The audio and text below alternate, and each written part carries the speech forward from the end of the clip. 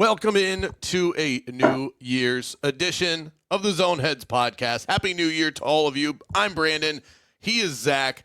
I'm hurting. He's hurting. I'm sure that all of you are as well. But we have been chomping at the bit to get some of our sports thoughts across to all of you. Streaming live on Facebook, streaming live on Twitter.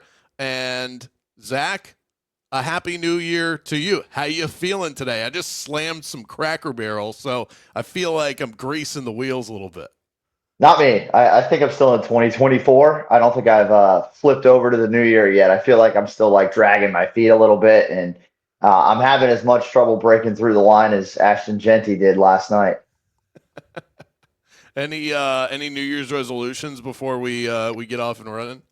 Oh man, I just got to get life back on track, brother. I just got to get life back on track, man. There's a lot. The only way to go is up, right? That's the way I'm looking at my 2025 right now. I got so much, obviously, just a little bit of a slide to the end of the year, but it's all good. You know, you just kind of keep trucking forward, and that's the beauty of the new year, right? I think a lot of people kind of get burnt out on it and think it's corny or think it's exhausting, but you know, like whatever you can use as a spark or as a boost or anything else in between to kind of get your ass in gear, like go do it. Exactly, and I think whether that's a lot of people, and I'm one of them. I'm one of those cheese balls that will use the start of the year as a way, as a new beginning. But it doesn't matter what time of year it is. But I do think it's important to have year to year. If you say, okay, at the start of summer is when I kind of reflect and then set some goals. I think it's important to do that at some point in the year. A lot of people choose New Year's because the calendar flips. Makes a lot of sense. Mine, Zach, is to have more Zen-like patience. That is my New Year's resolution. That is my just a one-word resolution. Whether I'm waiting for a promotion or I'm sitting at a stoplight or whatever. Just I've got a 5-year-old. Sometimes they can push your buttons. Just to, you know. You're going like that's the whole resolution. Full Phil Jackson on me. We're going full Zen master. Exactly. Okay. Exactly. So off to a good start. You know, we didn't have the best server at Cracker Barrel, but it's all right. All good. It wasn't Phil Jackson, I'm guessing that you had definitely not Jack Filson or something. All right, Mr. Blobner, go ahead, take it away. What are we talking about today? Ton of sports, obviously, always. Man, I don't know how we can't start in the college game. Obviously, you got the college football playoff that's rolling right now. But before we dive into the games that actually matter, let's talk about one that really doesn't, and that is the Miami Hurricanes and their situation in their bowl game, Brandon, where Cam Ward, about midway through against Iowa State, was like, okay, I'm good. At halftime, he was like, I'm not coming out. I'm not going to play again. And this is one of those situations, and it doesn't happen often because usually I can see both sides. This is one of those things that's blown up that I'm just like, why? But, I'll ask you, why? Why are people so mad? Are you mad? Should Cam Ward have not played the rest of the game, the way it went down? Like what irks you, if anything, about the Cam Ward Miami situation? I think what irks me is that it wasn't announced beforehand that he was only going to play 2 quarters. And I mean that there's 2 groups of people that I think would be the most bothered by this. And that's Miami Hurricanes fans. Fair. Even more so if you traveled to Orlando to go to the Pop-Tarts Bowl and you were expecting to see him because he didn't opt out.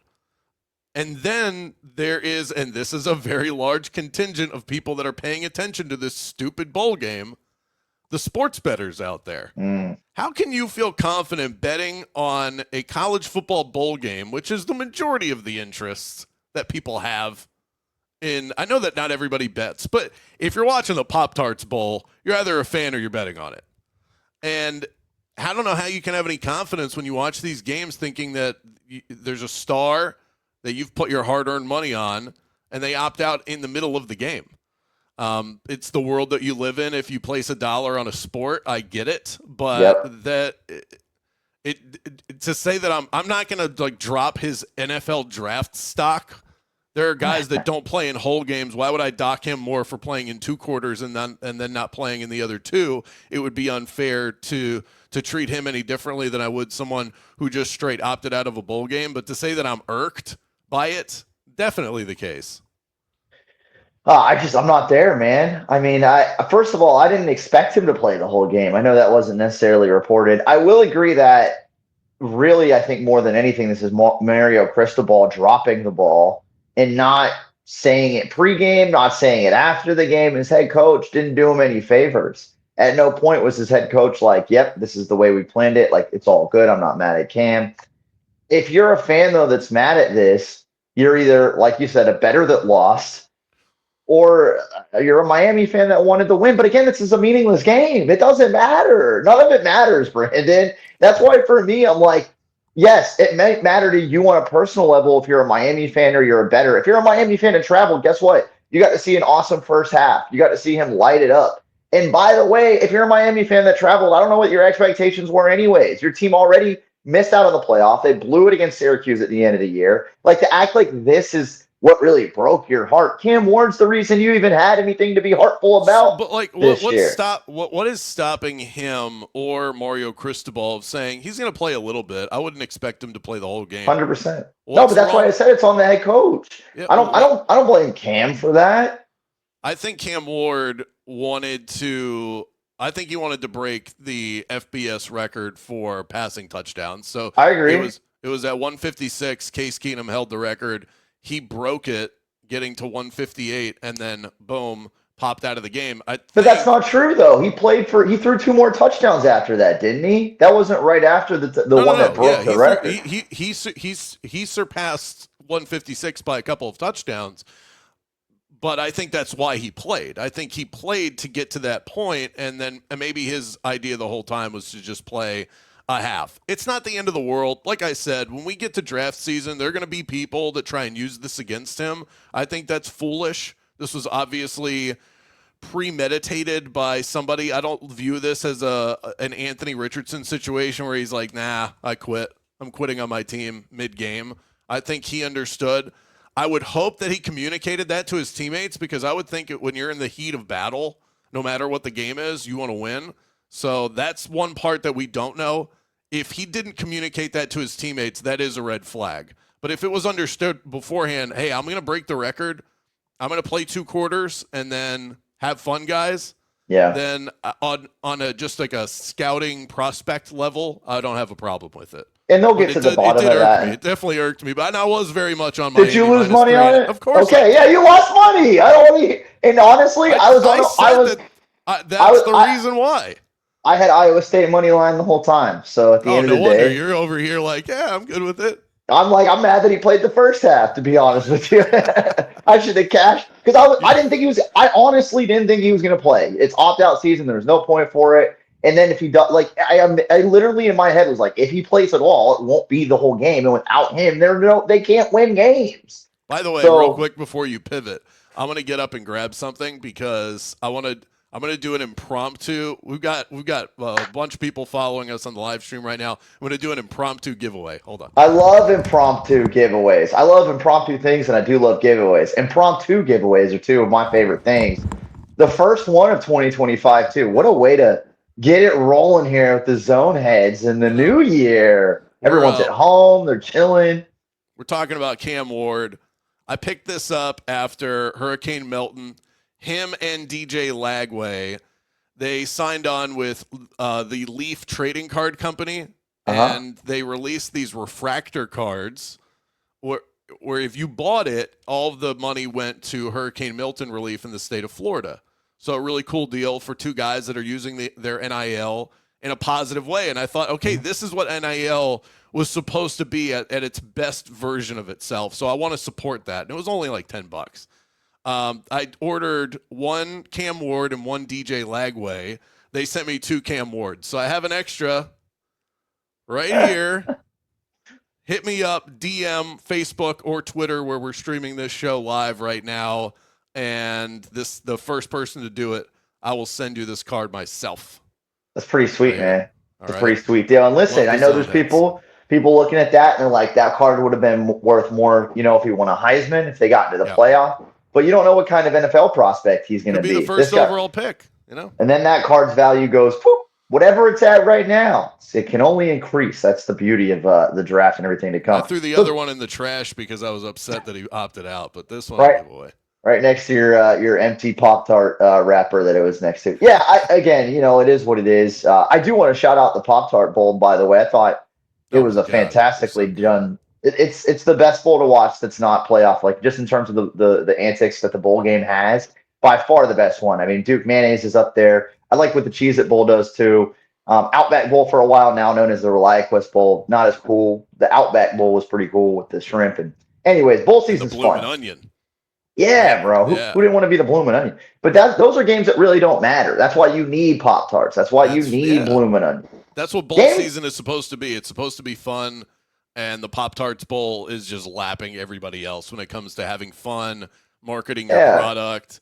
I went out and bought Pop-Tarts afterwards, so it works. It works at that. I love that. House. I love that. And listen, we got a lot to get to today, but certainly, I think we should stay in the realm while we're here. Brandon, you on board with that? And I'm 100% on board because this might be the thing that I've wanted to get off my chest the most. I've been off for the last 2 weeks, so I'm dying over here. Ready? I'll hit you with the graphic.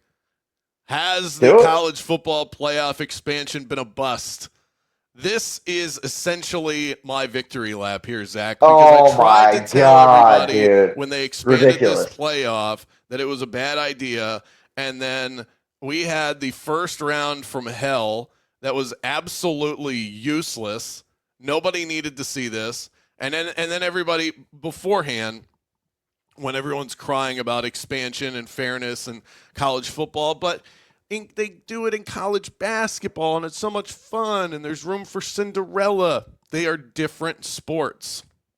They are completely different sports. In the world of basketball, if your team is experienced enough and they get hot enough at the right time and they can knock down some threes, in general, anyone can beat anyone in any given one-game scenario.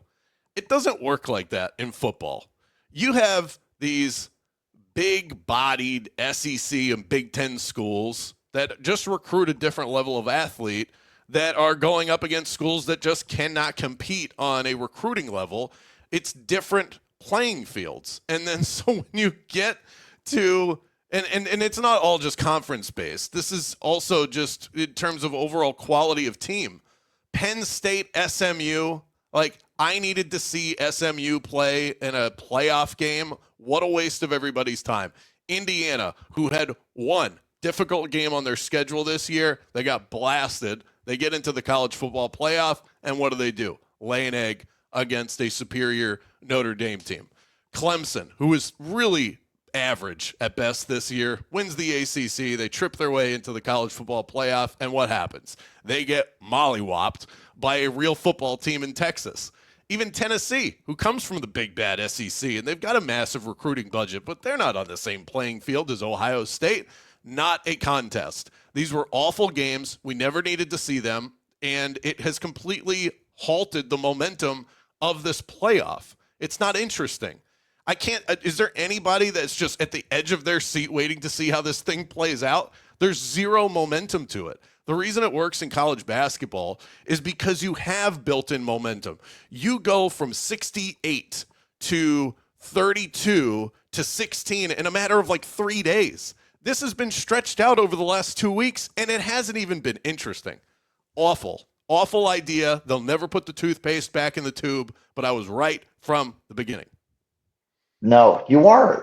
First of all, there's a lot of things you said in there generally that I do agree with in terms of the talent level and the big boys and this and that and whatever. Fine. Let me remind you, though, there is the phrase any given Sunday. So, yes, teams do beat other teams, and that's football related. Northern Illinois beat Notre Dame, who looks like one of the best teams in the country right now.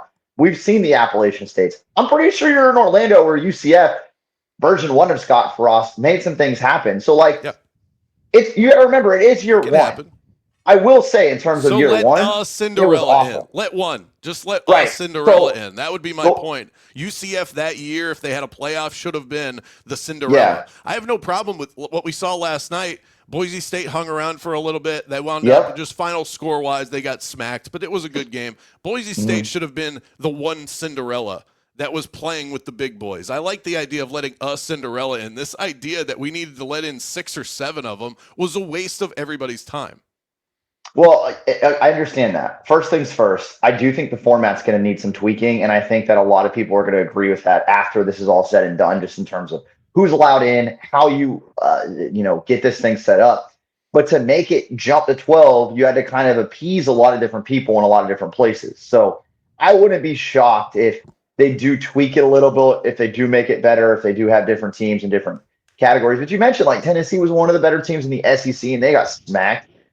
Texas, who looks like one of the best teams in the country, they did lose twice to a Georgia team that hasn't played yet, but is, in there as the SEC champ. So there's no perfect system. I don't mind it. And to your point, I wasn't quote unquote on the edge of my seat. I would have liked the games to be closer, but you mentioned betting in the last chat. Like, who wasn't looking for Boise State to cover that 14 and a half last night, right? Like, If you you tease these if you've up, you bet on figure all it out. if you've bet on all the dogs so far, you're Yep. out a lot of money.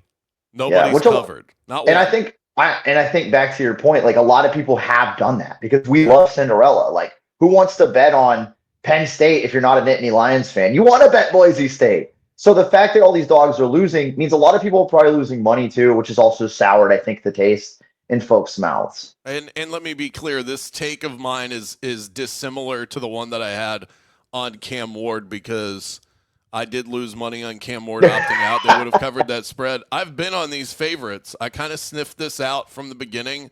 I wanted to take Boise State like the rest of the country last night, but I'm looking at the spread going, who cares that it's 11? The underdogs can't cover.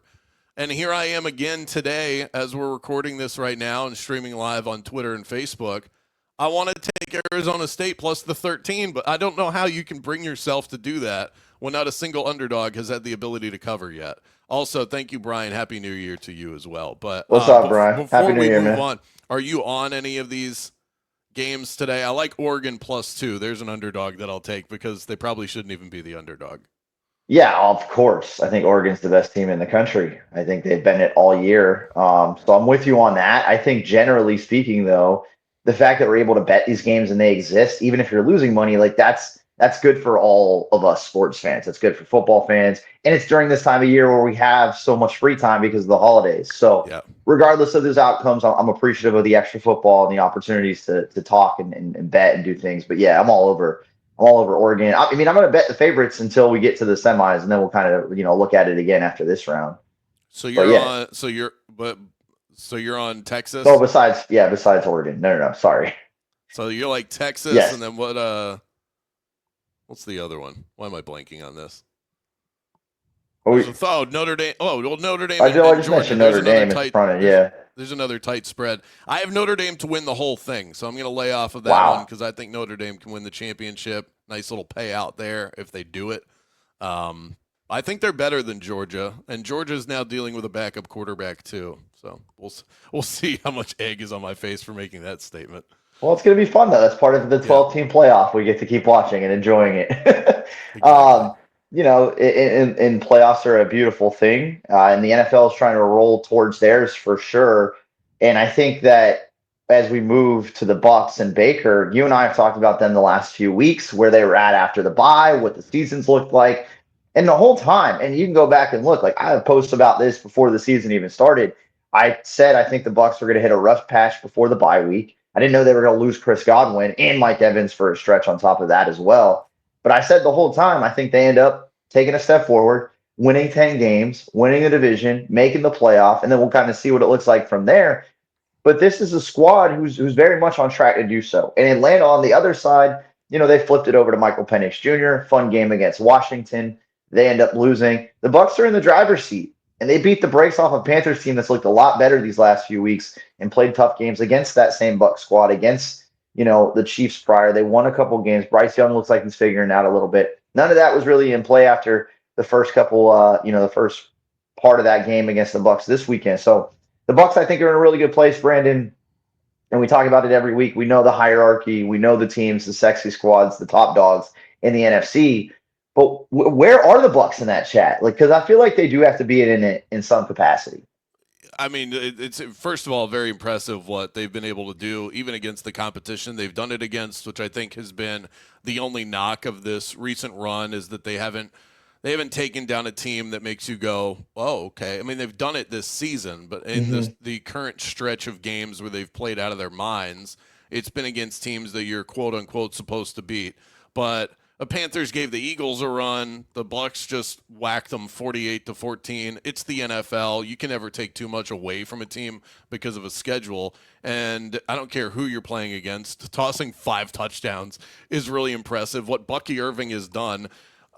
I saw today he has 1,400 scrimmage yards. He's played 44% of the Bucs snaps this season.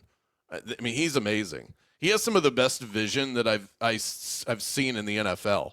And then another piece to the impressive puzzle, Jalen McMillan, the most common player on championship teams in fantasy football this year. Yahoo Sports sent this out. It was like 48% of teams that won the championship in fantasy had Jalen McMillan. So they've had success, and they've gotten it from some unconventional ways and from guys that don't even have much experience in the league. It speaks to the leadership on the team. It speaks to the leadership of Todd Bowles. For those reasons, you can't count this team out. But the NFC North is kind of the elephant in the room here because that's the team you're going to end up going up against one of these teams in round one of the playoffs if you're able to get there and keep that hold on the NFC South. And I just don't think the Bucs can win that game. Let me rephrase that. They can win the game. I just don't think they will. I'm still not at the point where I think they can beat a Detroit, even at their current state, or Minnesota. Those teams just feel like they're on a different plane than where the Bucs are. Yeah, I think, and I think it's been that way for again the last few weeks that we've Yeah, talked. nothing's changed. It's not that we think that the Bucs are better or that they would win those games, but it's that they can win. And I think the belief that they can win those games has only grown, not necessarily again that they will.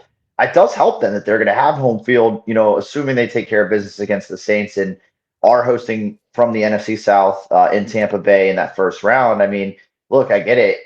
If you're looking at Minnesota or Detroit right now, you're like, those teams are stacked. But if you're traveling to Tampa, I mean, it's definitely a feather in the Bucs cap, not the guys on the road. So versus playing in, Minnesota or Detroit, and those are both domed areas. That could be a rain game. Like we have no idea what that weather is going to look like. So I don't want to get too far ahead of myself. No, I'm just saying like those are other things that, kind of might level the playing I field was out. I was just thinking about when Todd Bowles was asked about the weather in Detroit. I think that's what They just let any folks into a press room these days. that But that is yeah, definitely man. the case. When I look at the Bucs, I think for me it's and I know no Bucs fan wants to think this way, and it's dangerous to do so in the NFL with how quickly things can change. I'm more encouraged about next year when it comes to Tampa because if you look Mhm. at the way they went from okay, let's just get past the Brady era. That year worked out well, and then they said let's just run it back and see what it looks like. They didn't want to go. They didn't want to go down. They didn't make many steps to go too far above where they were. Let's just stay status quo. And that turned out to be the right move because now this is a team that going into next year, you feel like well they can be active in free agency. There was not real optimism about the Bucs going into this season. And the 9-7 record is a little bit of a mirage because they've actually been better than that. They've dealt with some serious injuries. A healthy team that makes a couple of pickups in free agency to help in certain areas and just simply gets better because a lot of their best players are really young. And Baker Mayfield looks like he is entering the thick of his prime as a quarterback in the NFL. You just have to be encouraged going into next season that this is a team you can pick to actually make a little bit of noise. Right now, it feels like they're a good story. I think by next year they're going to be a serious contender. Yeah, they're fun right now. And I think similarly, and I actually made this comparison a season ago before they, went on the run with Baker that they did. at one point last year, they felt like the Lions from the previous year. Like they feel like they've been trailing the Lions in Yep. terms of vibes by a year. And the thing with Detroit early on was like, oh, they're fun, they're cool. Now you're looking at Detroit and you're like, okay, well, they're serious. They want to win a Super Bowl. And I don't know if the Bucs will get there or if we'll feel that way next year about them, but that's kind of got to be the transition. Because right now the Bucs are fun. And they're a team that obviously post Brady has done the right things. Shout out to Jason Light, the GM. I already mentioned Todd Bowles, but across the board, Liam Cohen's come in. They've had 3 offensive coordinators in the last few years, and they've gotten better each season. So shout out to like all of that. But at the end of the day, fun gets old, right? At one point, you want to take steps forward. You want to make it back and hopefully win a Super Bowl. So I don't feel that way about the Bucs this year. Like I'm enjoying still watching them. I hope they win at least a game in the postseason. I'd love to see them make a deep run. But I think next year would be the year where if all things play out the most realistic way, where you're like, all right, winning a division title, winning 10 games, like that's cool. We want to see this team get serious and be an NFC championship, if not Super Bowl contender. Willing to bribe for subscriptions and downloads to the Zoneheads podcast. Hit me up for this Cam Ward card. That is a wrap for today's and this week's edition of the Zoneheads podcast. Follow Zach on social at Zach on the mic. You can find me at Brandon Kravitz. A very happy new year to all of you. Blow the kazoos, clink the champagne. Dry January for Zach. Am I right about this? Yeah, man, I drank some bourbon last night. I was tearing it up, going dry January. Yeah, we got to reset the body. If you're trying to reset things, you gotta strip it down all the way. I will live through you vicariously, my friend. Happy New Year to all of you, and we'll chat again soon, my friends.